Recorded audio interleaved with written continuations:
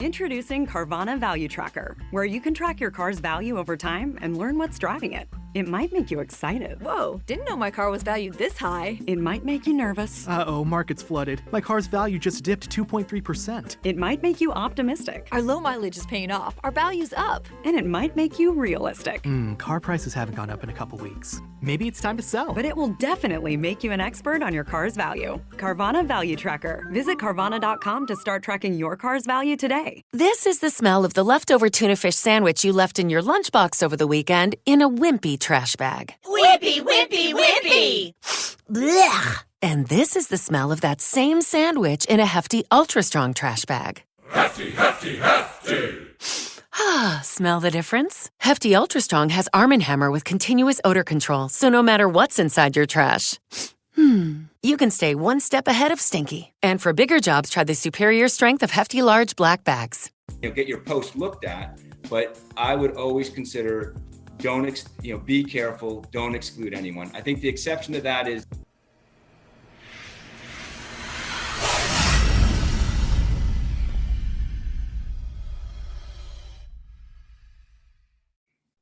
All right, I got a special guest with me today. It's Tom Bunn from Stars Gold. He's actually the program director and the 18U head coach.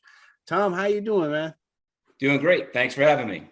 Absolutely. It's an honor to speak with you. I'm glad you're able to take a little bit of time with me. We can catch up on a couple of things, and I'd like to pick your brain about the recruiting process and kind of how to transition from playing that high school ball, travel ball, and getting into college. So how did you get into coaching? Where did you get your start at? And how did you get to where you're at today?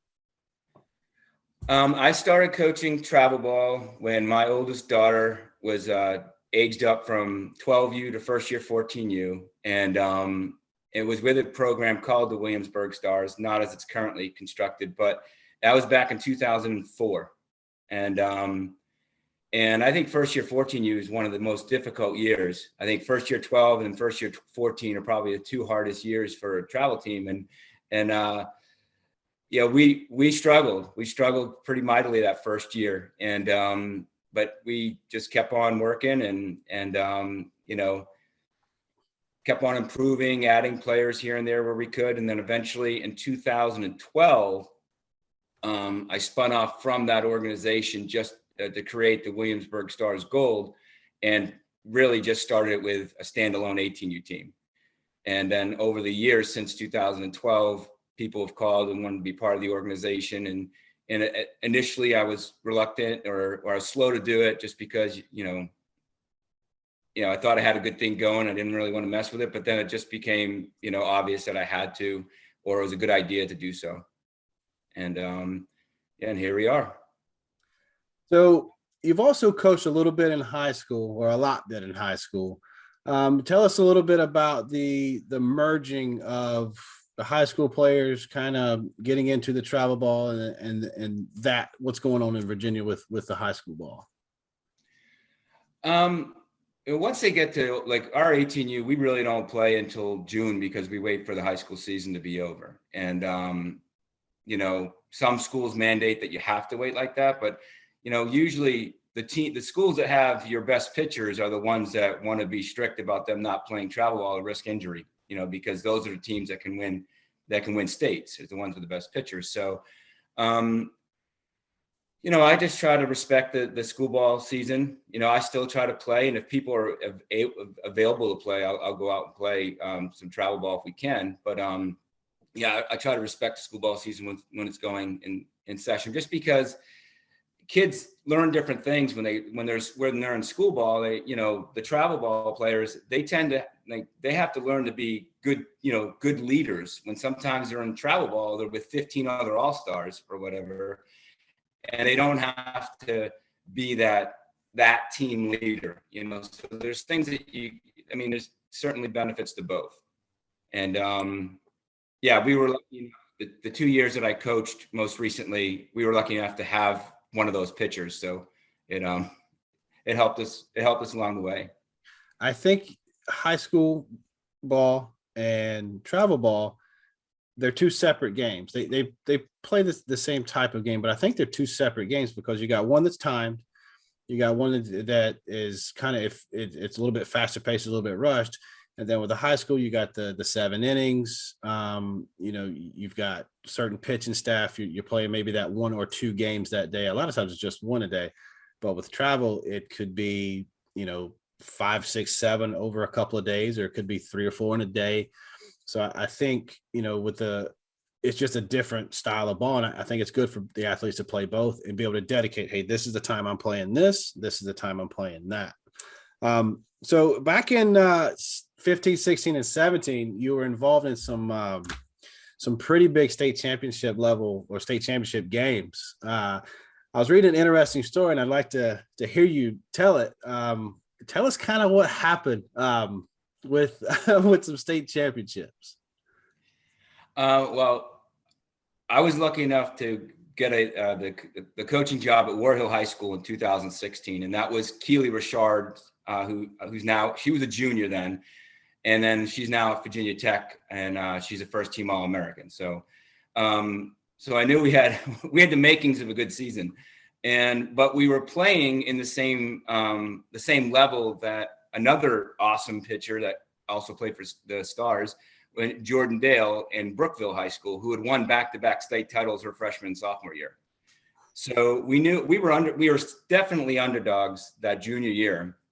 And to give you some perspective as to pitching in this state tournament in 2016, it was the 3A state tournament in Virginia. And of the 4 teams, the 3 pitchers were Keely Richard at Virginia Tech, Jordan Dale at Oregon, and Odyssey Alexander, who almost won a national title with James Madison, and so it was pretty ridiculous pitching, and runs were hard to come by. So in 2016, when we played Jordan and Brookville in the championship, and I knew runs were going to be hard to come by. And in the first inning, we got a couple hits, had second and third with 1 out, and squeezed in back-to-back runs and won that game 2-0. Top of the first, back-to-back squeeze plays, get a 2-0 lead, no runs ever scored, no more runs score in that game. But they certainly threatened because they had other great players. They had Megan Dre that went to UNC, and then they had an outfielder that was a D1 player as well. And when I called timeout in the 6th because they had a leadoff double, it was the loudest place I've ever been. It was at Liberty University. Oh, wow. And that's in Lynchburg, which is where Brookville is. Mm-hmm. So the fans, if there was 1,000 fans there, it was like 960 in favor of Brookville and 40 in favor of War Hill.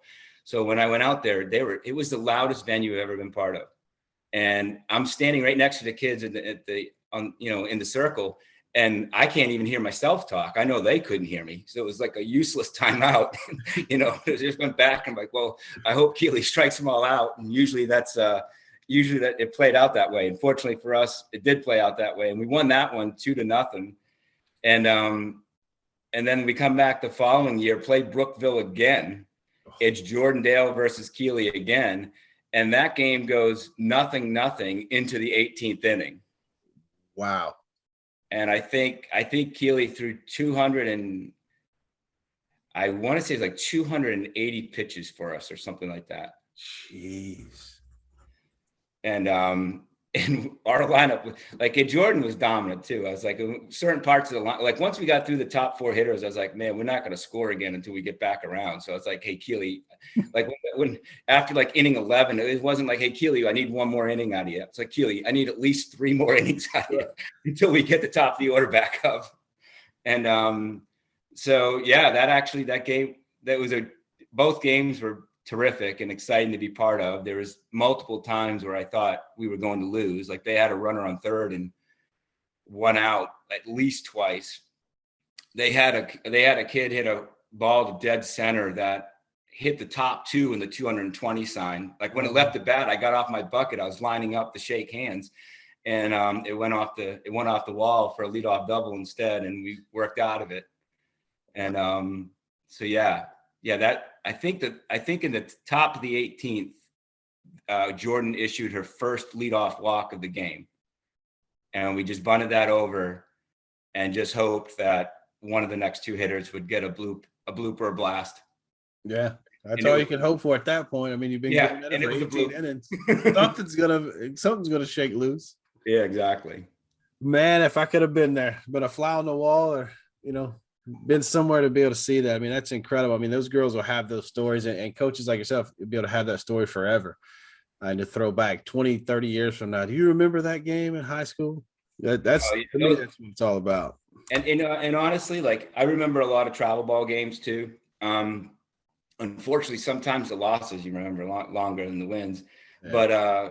but that's another reason to be part. Like you'll remember if you're lucky enough in high school to get an opportunity to play for a state title, you'll remember that run forever. Yeah. And if you happen to play in one of those, Disney-like endings that we were in, you'll definitely remember it forever, win or lose. And so yeah, there's value to playing both. 100%. Yeah, I think both of them have just have their positives, and there's people that will say don't play school ball, don't play travel. I think both of them have their benefits. I mean, there's a time and a place for both of them, honestly. So Alliance is growing East Coast. I mean, you have the Atlantic Coast League, and I think there's 5 or 6 other leagues that Alliance is put together. The top level competition. They're trying to get the top teams together and playing, getting rankings and kind of being able to compete nationwide against some of the tops. With Alliance, do you see that the level of play has just risen and is going to continue to rise over the next few years because of organizations like PGF, like Alliance? Yes, with the Alliance, that like when we went out to Oklahoma City for the first Alliance championship. And just to give you an idea, these are the California teams, all right? Corona Angels Tyson, Firecrackers Rico, Firecrackers Brashear, OC Batbusters Stith, and Athletics Mercado. If those California teams aren't in California playing PGF, you should ask, where are they, right? And they were at the Alliance. And same for all the best Texas teams, the Texas, Scott Smith and the Texas Bombers, the Glory. And I'm forgetting, other great organizations from those 2 states that were part of it too. I mean, I don't mean to leave anybody off, but like, I think it gives you a pretty good indication that, hey, these are the best coaches, the best teams year in and year out in the country, and they're playing Alliance. So we should probably want to play against them, and we feel like that's going to make us better. We feel like we can play with, we can play with anybody, and we want to find out, if we can win one of those 1-0 games again. Yeah, absolutely. I think I wanted to ask you your opinion on, as a coach, it's fun to win. It's nice to win. We talk about winning and stuff, but talk about those moments we get as coaches in a tough loss, in a tight loss, and into it, even in like a small tight win, but those coaching moments where we can talk about how, building character, working through adversity, and kind of how that's helped you, become a better coach as well, learning yourself to be able to transition that to the girls. Well, 100%. I mean, sports are great at giving us life lessons, and more often than not, you're learning those life lessons during disappointments, during failures. And you go back and you kind of, as a coach and as a player, like you got choices. How am I going to respond? And, as a coach, I always want to go back to work and pick up what we can, recognize what I think I could have done better as a coach in this loss. I think if all of us go back and ask, what could I have done differently to help the team win here? And I always, like, if somebody hits a home run, I always question the pitch call or whatever that I made and the decision that I made. And but yeah, I think the life lessons you get from losing, or the growth you can do when you lose is tremendous. And it's up to you to handle it, handle it the right way, because you're going to have disappointments in life too. And sometimes, even when I know we're going to talk about the recruiting process, there's times where recruitment goes like a dream. Like the kid Right. has a dream school and she gets an opportunity to play there and gets a scholarship to do so. And it's the dream. And then there's other times where a kid that, that I know is deserving of, reaching her dream, or I want to try to help her reach her dream. And she has to, she doesn't get the opportunity to go to her number one school. Well, how are you going to handle that? Go to a different, go be a program changer at a different school, Right. and certainly I've had cases where that's happened. One really notable one, it's a kid that just so happened to didn't get into her number one school, but just so happened to make the national team. Yeah. I think you bring up a really good point that I'm going to lead into the recruiting portion. We don't always get our first choice. A lot of times they could just have stopped recruiting, that your graduation year. There's a lot of different things that just, gets in the way of you not being able to make it to your dream school for whatever the reason. But talk about, you hit a key point, go be a program changer for another school.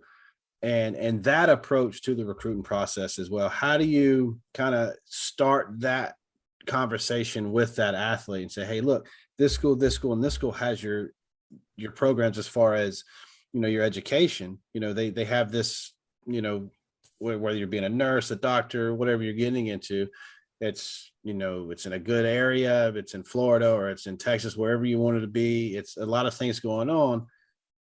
How do you go about that process with her? With telling, sorry, we're not going to go to the first, you didn't get into the first choice. We had an example of this with one of the most, if not the most special player ever to play for the Stars is Jalen Ford. All right. And not only is she a special player, she's an incredible person, incredible family. I wanted nothing more than to help her reach her dream of going to her first choice of schools. And, and it wasn't James Madison. All right, James Madison's a great school and it was on her list, but her first choice wasn't James Madison. And, I called the coach and I emailed the coach and they came out and they watched her, and somehow they passed, or they weren't sure. And if ever there was a sure thing, that I've seen with my own two eyes, it was Jalen Ford. So it just goes to show you too, it's just one person's opinion can decide whether or not you get an opportunity to play for that team. Right. And so you can't put all of your eggs in that one basket, because if that one person doesn't have eyes to see what you bring to the table, then you're not going to be able to go, as unfortunate and unfair as that may seem. But instead, all right, so Jalen instead goes to James Madison, and James Madison had been pretty good in the Colonial leading up to that. But Hofstra ran the Colonial at this time, so they weren't making regionals on the regular. Jalen goes to James Madison, and then, she was recruited by Christy Norton, who's now the coach at UNC Wilmington. She was at James Madison. Then they had a coaching change, and they changed. So they came in with different coaches, with Coach Lauren, who's there now, and Mickey Dean.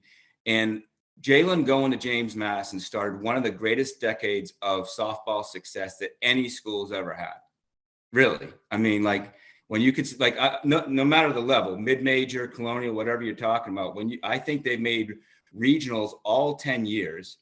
And they've gone to 2 super regionals and a College World Series. A lot of programs would like to have that stretch of 10 years. And that started with Jalen Ford going there. And there was other great players. I'm not taking anything away, and then Megan Good came 2 years after Jalen, and then Odyssey came 2 years after Megan.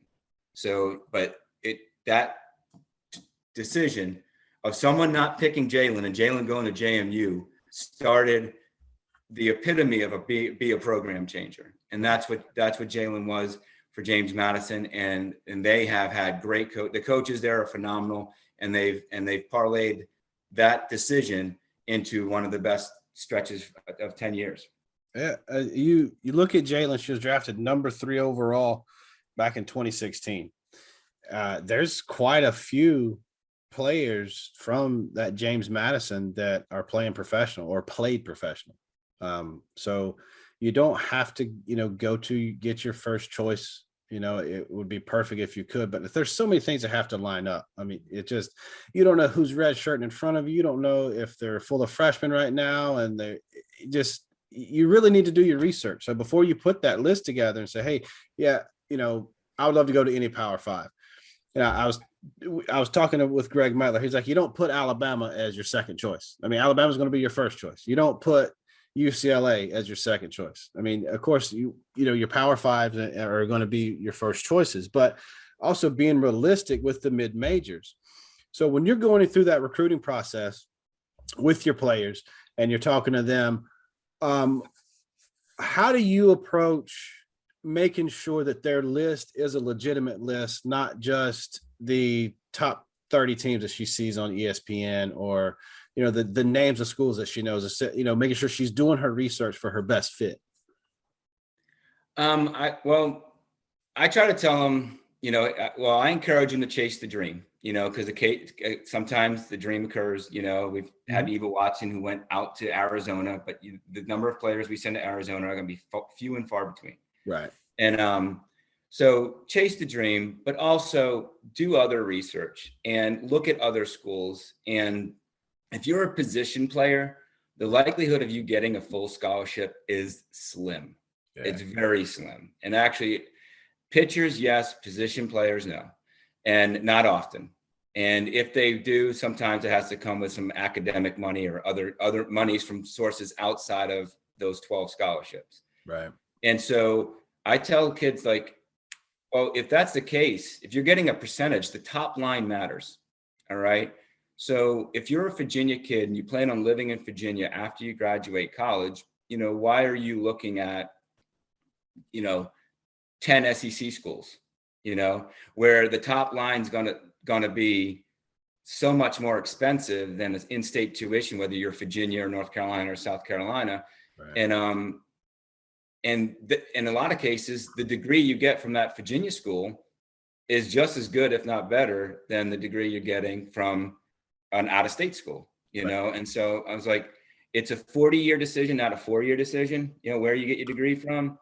And if you're getting a percentage, the top line matters. And so I try to encourage people to look at, when I'm talking to our 14U, I started coaching our 14U team also. So I'm kind of like, for this season, I'm doing 18U and 14U. So I just started going through this process with our 14U team.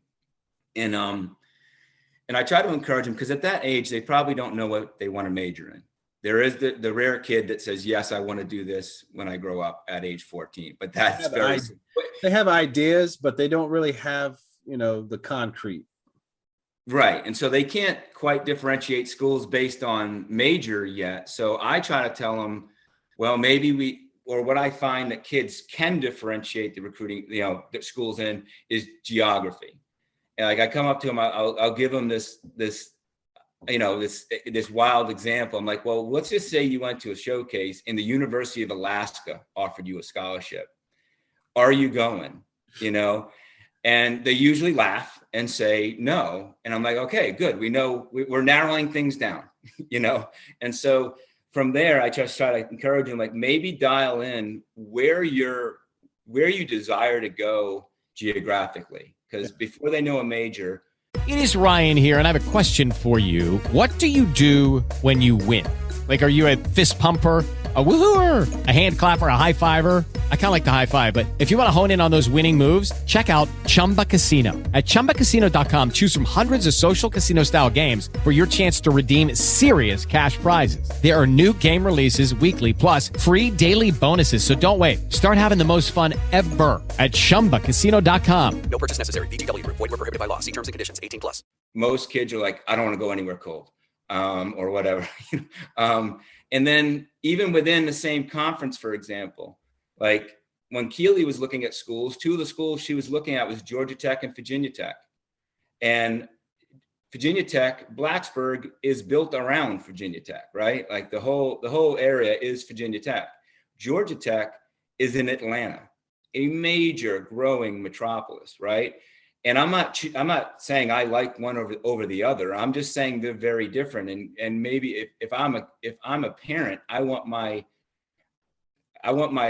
future college, student to be thinking about which of these settings best fits you. What would you like? Because if you want rural and you go to Atlanta or vice versa, you're probably not going to be happy, and you're going to be hitting the transfer portal, And so I've always tried to, encourage kids to do as much research as they can, and go to the camps. And if they tell me they like a particular school, I'll ask them why. Like, why do you like this random Big 12 school, or whatever? Just because, like you said, just because you see it on TV, it's probably not a great reason, Like their colors. Yeah, exactly. Yeah. The home run leader went there or whatever. And so I would, I just encourage kids to know why. And that way, we've had kids transfer, but not many. Right. Because I feel like we kind of went through the process and we knew why we were choosing they knew why they were choosing the schools they were choosing. Right. We talked briefly just about the transfer portal. It's been around. This formation of the transfer portal is a little bit different because of COVID. So I see there's good and there's bad. One side of it that I see that kind of gives the student athlete a chance to kind of take control of their career is coaches can leave, man. They'll get offered more money. They'll have success here and they can leave, or they can, whatever happens, they get fired, they get moved, they get whatever. Well, that whole coaching staff is there. That's who recruited player A. And then now everything she knew, what she was recruited on, what she was going to do, all the expectations, everything. Now there's a whole different formula that's there. I like that she can get into the transfer portal and not have to wait and sit out. She can go somewhere she can play. I don't like it to where I get here, I didn't get my spot. There's 2 or 3 girls that are going to pitch over me by the time I'm a senior. There's probably going to be some freshmen or sophomores coming in behind me. And then they're just going to leave out and go somewhere. So what is your opinion on the current makeup of the transfer portal? And if there's something you could change about it, what would you change? I agree with you. I think that there's I'm first and foremost, I've always been an advocate for the player. So I like it in that regard. If I have a player that's really unhappy, and they want to leave, I want them to be able to leave, but I also think or hope that we have developed young adults that lack of playing time isn't a reason for leaving. That's a reason for working more. Okay. And you should be choosing a school. I mean, I know this sounds, this sounds like a soundbite, and I know people choose coaches or people choose teams or whatever. And maybe if you're, going to Kentucky basketball or Alabama football, that makes sense. But if you're going to a softball program, you should be willing, that should be the school you want to go to, regardless of you get injured or you're not playing. That should be your choice of school, that first and foremost. And if it is, then playing time will just make you work harder. All right. And, but I'm with you. If the coaches change and then all of a sudden the coach that recruited you is no longer there, and you just think it's a really bad fit and it's going to be a toxic couple years or a difficult couple years that's kind of out of your control, then, and yeah, I like the kids having the option. And it does affect recruiting for the kids that are in high school too. And so does all the COVID fifth years. I think the COVID fifth year has had a ripple effect to the high school kid that maybe the NCAA never considered, but with scholarships and how the timeliness of the process and everything else. So, but I like the transfer portal, but I hope we develop kids that if playing time is the only issue, they're not leaving. Because we try to have really good players around. If you're not performing well for us, playing time is difficult, and are you going to leave? Usually by then, I know I've had kids that had to struggle for playing time, and the ones that chose to work through it they're better on the other end.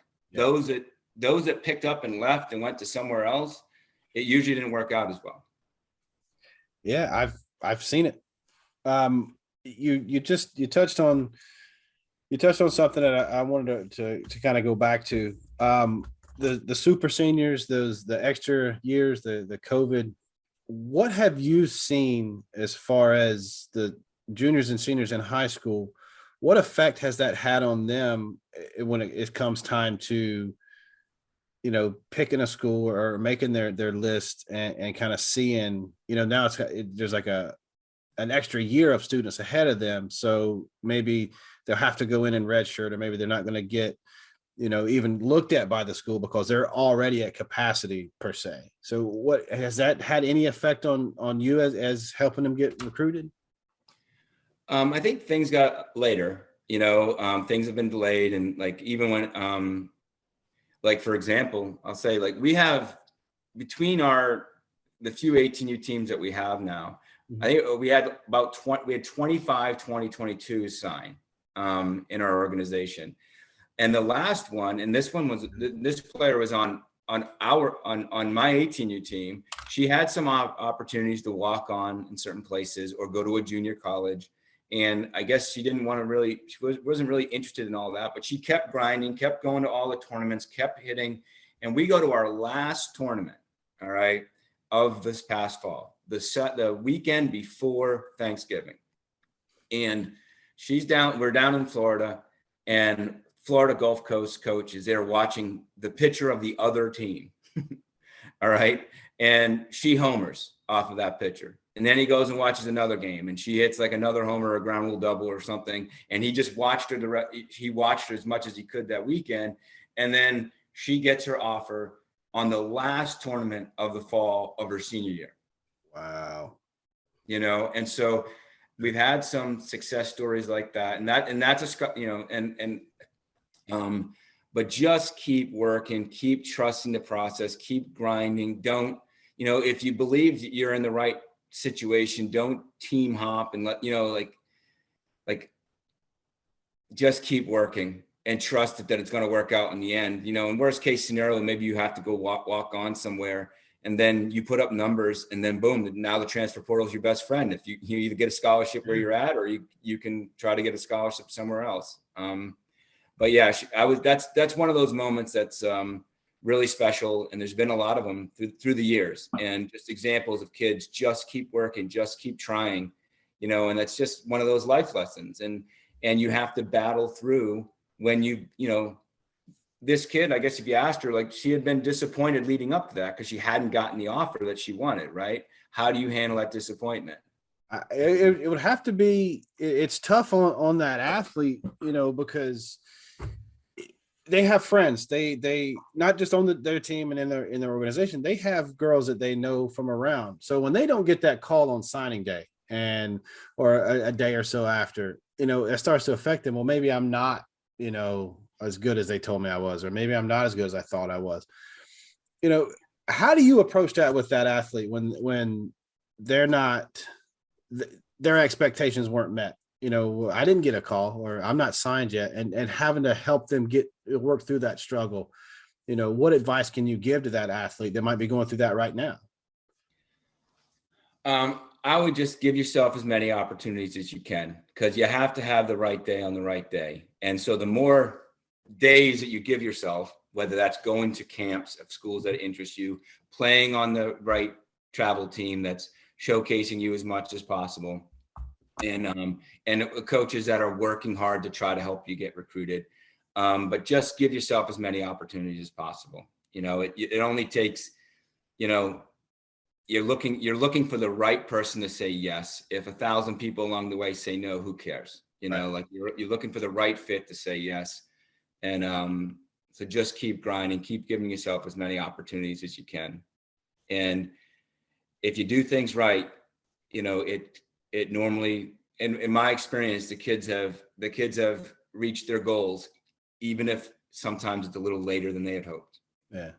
There's different circumstances. Who knows? Some schools just don't offer that right away. They wait. It just depends on their situation. And I wouldn't stress if you don't get a call on September 1st. That date has been blown out of proportion for sure. And with the way things are, like there's all the super seniors, all the transfer portal coaches are looking to use a transfer portal sometimes before they're looking to use a high school senior. Yeah. So like they may be waiting on an answer on something else unrelated before they're calling you. So like you don't know everything, you don't know all the variables. So again, I wouldn't take that personally. I wouldn't get bent out of shape, and I'd just go to work, That is such a good point. I mean, we're on their time. I mean, they're not on our time. We're just on their time. Like you said, they could be waiting on something else to shake out whatever it's going to be, to see how many, hey, we need 3 or we only need 1. It just depends.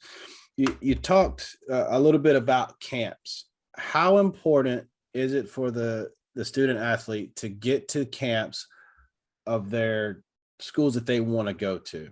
And how many times do they need to go to a camp at that school to benefit them? I mean, it could be as few as once. As little, like depending on what you do and what position you are. And there's things that pop at camps, and then there's things about the game that take maybe a little longer to appreciate. Like the things that run, throw hard, hit far, run fast. All those things pop at camps. But if you're the most consistent fielding shortstop in the country, you got to, and your arm is maybe okay or a little bit better than okay, but you got the best. That takes a while. That takes a little longer sometimes for people to appreciate. Or if you're just the hardest out in the country, but you're not hitting bombs yet. You know what I mean? Like those kids, sometimes it takes a little longer. For people to appreciate, wow, this kid could really play, but it's not one of those measurables that, one of those, of the 5 tools, those 3 that pop out, like, if you don't have those, you might have to be in front of them a few more times, and then, at least you get on their radar. And, if you do some things, and if you do some things well at the camp, and then they'll check you out at games normally, If you could give the student athlete one piece of advice about social media, what's your biggest piece of advice you can give that student athlete to either not hurt them or what they can do to help themselves get recruited? Use it as a tool to promote what you're doing. Don't necessarily need to know what you ate for breakfast or that you did a couple push-ups, but think about who. I've told this to our 14U too. Consider who you're excluding when you tag people. Right. All right. Not who you're including, who you're excluding. So if you go there and you show a home run and you include the top 5 teams in the country, and that's it, and you're a Virginia kid and all the Virginia schools are watching you tag these other schools and exclude them, you're not doing yourself any favors with the teams you didn't list. Right. So I would list none. Yeah. I wouldn't list any schools. I would list those guys on Twitter, like whoever they are that do the rankings and do all the, like the people that make your team, for one, maybe your organization. And yeah, I would tag people who will get you looks, get your post looked at, but I would always consider be careful. Don't exclude anyone. I think the exception to that is if you go to a camp at, Clemson, since you're in South Carolina, if you go to Clemson, a camp, tag them in that post. Yeah. But if you go to a tournament, hit a home run and tag Clemson and not South Carolina, that doesn't seem wise. Yeah. These are just arbitrary schools, but consider who you're excluding and consider that on your content also. Right. Like no one needs to know who you would vote for if you were 18. You know what I'm saying? Don't consider whatever you post, however you tag it, consider who you're excluding, not who you're including. And I would make one of your social media, probably Twitter, be just softball. Right. I I like that.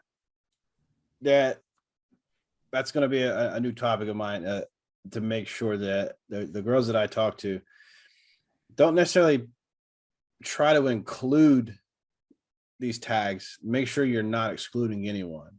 And I think that is such a big point. I'm glad that that was your piece of advice, because man, I have written that down and it is starred. I'm stealing that from you. I'll make sure I tag you in that. But when we get back to the overall recruiting process that goes into it, I want the girls to understand that it's individual. No, there's no right way that's right for everybody. It's all different. I mean, your grades, there's different things, your groups that you're involved in, your extracurricular stuff. So it's all different. And just to be careful, not comparing yourself to everyone else. And then, because some points you're going to be real high and some points you're going to be really low. So, For sure. what do you have going on this year in the future? Whether it's personal, whether it's with the school, whether it's with Alliance, with Stars Gold. I mean, what do you have going on? Well, we got focusing on the Stars and the teams that we have within the organization and the tournaments and camps that we host, because we host our own camps as well, and it's a little bit different, but we'll get 30 plus coaches there to one place in the summer. It's a 6-hour camp. And, we'll get all the Virginia schools. We've had North Carolina, we've had Duke, we've had NC State, and a lot, Elon, UNC, like a lot of the regional schools. Maryland's been to our showcase. And so we'll try to get all of these schools to this one camp. And that's a different way to approach it. Yeah, you don't get the advantage of going to a campus, but for probably less than the camp on campus, you're getting exposure to a bunch of different schools. And it's not just the D1s. All right. I don't mean to exclude, like we also get Division IIs in the area. Virginia has some great Division III schools, and we get those, like Virginia Wesleyan's won 3 national titles, and Christopher Newport's awesome, and Randolph-Macon and Lynchburg and Bridgewater. We have and others. And again, I'm always afraid to list because I don't want anyone to feel excluded. But but we get a lot of great schools of different sizes, and I'd say different regions. But it is focused on from Maryland down to the Carolinas, just because that's where most of the kids that are in the camp are from. Right. Is that an individual? Sorry, go ahead. Is that an individual camp or? That's an individual camp, and we do it the day before we start our summer showcase. Okay. So like this, a lot of times the campers come from teams that are playing the next day. So we'll run a camp on Wednesday, and then we'll have the showcase Tuesday through Saturday, or Sunday for some, because people that are going to Colorado got to use Sunday as a travel day, Right. So, but usually the hottest days are the days after the Thursday and Friday, right after the camp, because the coaches come up for the camp and stay for, a couple of days. And that information, I'll have that information down in the description so that people can access that information and find out more. They can share it around to see if that's something that, in their future that they need to get a part of. What's the age groups that you're taking for that? The camp is all the way down to 2027 grads. And then the showcase is 14 to 18s. Okay. And we have other events too that we're running this spring that are going to probably be more like 12s and 14s, just because we'll have more 12s and 14s because of the conflict with school ball. Right. But it's just trying to grow quality events where it's within the Atlantic Coast Fast Pitch League. That's get Alliance points and just trying to grow that concept out here, because I think if people take a look at the top end 18U teams and 16U teams that are playing the Alliance, it's just a matter of time before it trickles down to all the age groups. Like I've been in this long enough to remember when PGF was created, and kind of the same thing happened. It started with the best teams in California, and then it slowly turned into what it was. I think that's exactly what the college game needs, is these these pipelines, and it makes the entire game, whether it doesn't matter if you're playing JUCO or you're playing D1. I mean, just the level of athlete just keeps rising. The popularity of the sport's going to keep going. And then here we are. We're looking at Olympics again in a couple of years, and we're going to see some of these familiar faces that we just watched play, college ball, they professional, and then now they're playing Olympic ball. So I think it's great. And I'm glad there's not just Stars Gold, but there's organizations just like you that put this stuff together, and they don't have to be within the organization. I mean, you're out here helping out other organizations, other coaches, other teams that are able, not able to put it together themselves, but there's people like you that are out there that's like, hey man, we're in this thing together. It's for the greater good. I'm not trying to make my team more dominant than your team just by this or that. I mean, we're doing this thing together. So hats off to you, man. I really appreciate you coming on and explaining a lot to us and sharing some stories with us. It was really fun to have you on. No problem. Thanks for having me. Honored. Absolutely, man. Hey, I tell you what we'll do. We'll catch back up. Let's try to get together maybe after the Sparkler, and we can kind of touch base and see kind of like, how you girls did, with the coming out of high school ball, going into the summer, a little bit deeper, and we'll catch up, and then we'll see what we have going on. And, we'll try to figure out some topic that we can jump into and just really dissect when it comes to the recruiting element of it. And that way you can help out some girls that maybe are from Illinois that you wouldn't talk to because they're not coming out your way. So thanks again, man. I'll be catching up to you real soon. No, 100%. Thanks for having me. Thank you. All right, that'll do it for this episode. Huge shout out to Tom for stopping by and the Stars Gold organization. Really love catching up with him, talking to him about everything softball. A lot of good information about recruiting in this episode. If you like this type of stuff, make sure you're subscribed. And when you share this with a friend, make sure you tell them you love them.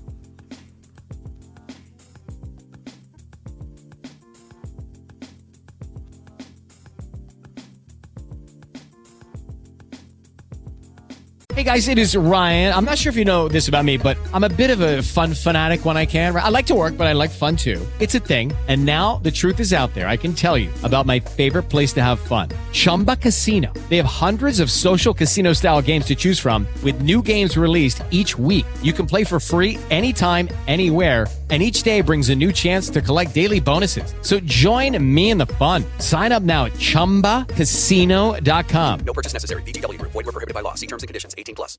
With Lucky Land Slots, you can get lucky just about anywhere. Dearly beloved, we are gathered here today to... Has anyone seen the bride and groom? Sorry, we're here. We were getting lucky in the limo and we lost track of time. No, Lucky Land Casino, with cash prizes that add up quicker than a guest registry. In that case, I pronounce you lucky. Play for free at LuckyLandSlots.com. Daily bonuses are waiting. No purchase necessary. Void where prohibited by law. 18+. Terms and conditions apply. See website for details.